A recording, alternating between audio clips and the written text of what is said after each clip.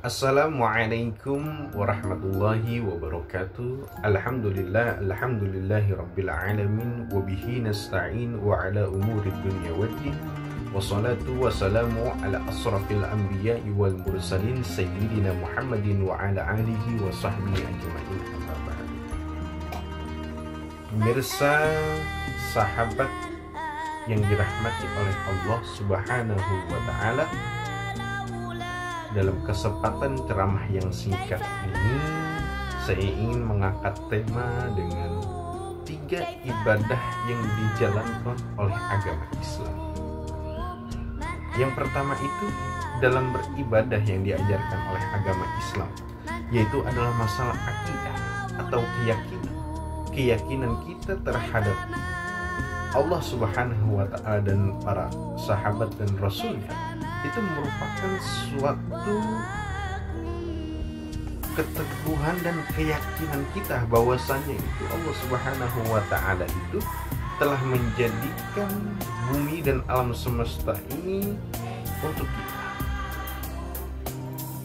Nah, apabila akidah ini sudah kita teguhkan dalam diri kita, tentu kehidupan, baik itu dari ekonomi, sisi ekonomi, politik maupun yang lain sebagainya, akan terjalin dengan baik.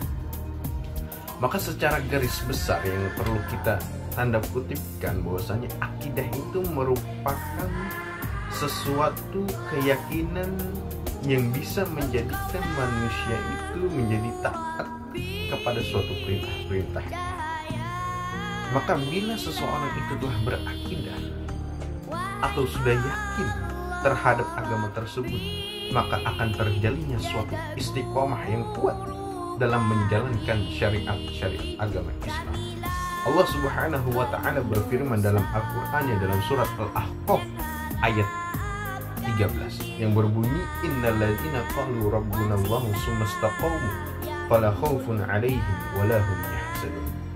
Yang artinya sesungguhnya orang-orang yang mengatakan Tuhan kami itu ialah Allah, kemudian mereka tetap istiqomah, maka tidak ada kekhawatiran atas mereka dan mereka tidak pula berduka cita.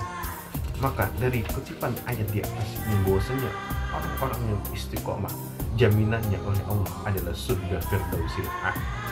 Hadirin pemirsa yang dirahmati oleh Allah Subhanahu wa ta'ala, yang kedua yaitu yang diajarkan oleh ibadah dalam ajaran Islam, yaitu ada syariah.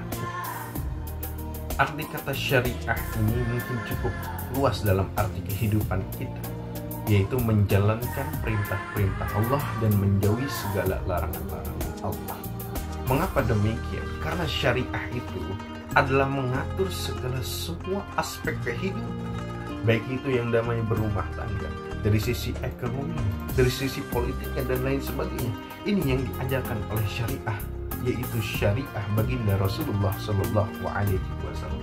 Maka dalam menjalani syariah Islam, maka setiap muslim perlu menunjukkan kesungguhannya, sehingga manakala ada orang yang tidak menyukainya dan tidak dipengaruhi oleh mereka, Allah Subhanahu wa ta'ala pun berfirman dalam Al-Quran dalam surat Al-Jasiyah ayat 18 yang berbunyi, summa ja'alnaka ala syari'ati minal amri fattabi'ahu wa la tattabi' ahwa'ul ladzi la ya'lamun. Yang artinya kemudian kami jadikan kamu berada di atas suatu syariat atau peraturan dari urusan itu, maka ikutilah syariat itu dan janganlah kamu ikuti hawa nafsu orang-orang yang tidak mengetahui.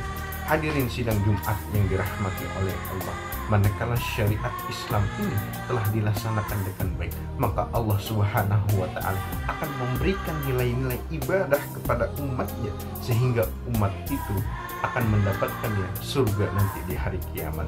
Hadirin pemirsa yang dirahmati oleh Allah Subhanahu wa ta'ala, yang ketiga yang diajarkan oleh ibadah dalam ajaran Islam yaitu akhlak, budi pekerti, atau dalam bahasa Arab disebut khuluq.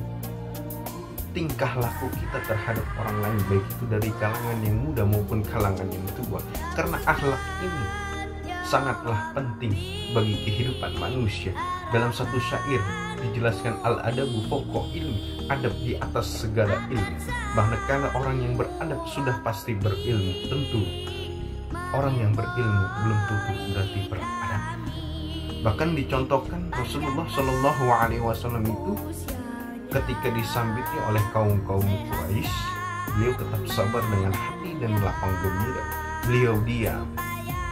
Begitulah akhlak baginda Rasulullah Shallallahu Alaihi Wasallam. Dan Allah Subhanahu wa Ta'ala pun telah berfirman dalam Qur'annya, laqad kana lakum fi rasulillahi uswatun hasanah liman kana yarjullaha wal yawmil akhir wal yu'min abadah. Yang artinya sesungguhnya telah ada pada diri Rasulullah itu suri tauladan yang baik. Maka bagimu, bagi orang-orang yang mengharap rahmat Allah, hari kiamat itu dia hanya menyebut nama Allah. Begitu mulianya akhlak baginda Rasulullah Sallallahu Alaihi Wasallam dari segi akhlaknya, budi pekertinya dan lain-lain sebagainya. Mudah-mudahan dengan ceramah yang singkat ini kita dapat pelajari bahwa 3 hal ini. Yang pertama yaitu adalah masalah akidah yang harus kita kokohkan dalam diri kita. Yang kedua yaitu syariah atau menjalankan syariat Allah. Dan yang terakhir adalah akhlak yang mulia. Demikian ceramah yang singkat ini, saya Rizky Ahmad Haikal. Mudah-mudahan bermanfaat bagi kalian semua. Wallahu muwaffiq ila aqwamit thoriq. Wassalamualaikum warahmatullahi wabarakatuh.